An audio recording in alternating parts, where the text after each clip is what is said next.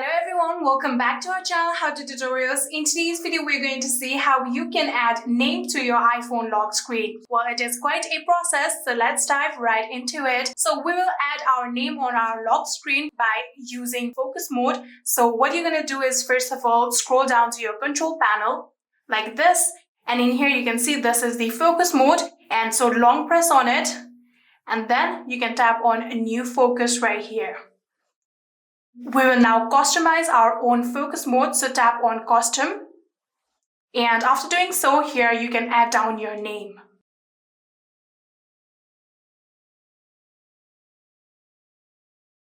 So after typing down your name, you can even choose some colors like this one or this one.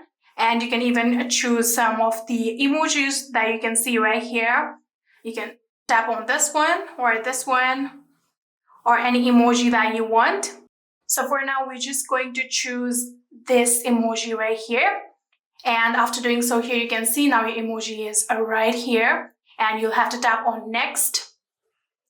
And in here, tap on customize focus.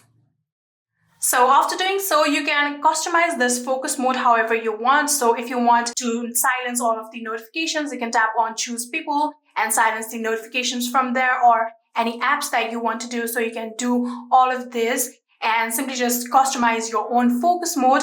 You can also do a lot of settings that you can see right here. So you can add a schedule or add some filters and, do all of the things that you can do in other focus mode. So we're going to go back now. And in here, we'll now turn on our focus mode, for which you can again scroll down to your control panel. And in here, you can long press again. And in here, you can see the customized focus mode that we just did earlier. You have to tap on it and turn on this focus mode. And then you can go back and on your lock screen, when you scroll down,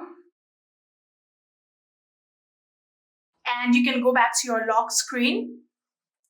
So you had previously entered your name. So the same name is shown right here. And like this, you can get your name on your iPhone lock screen.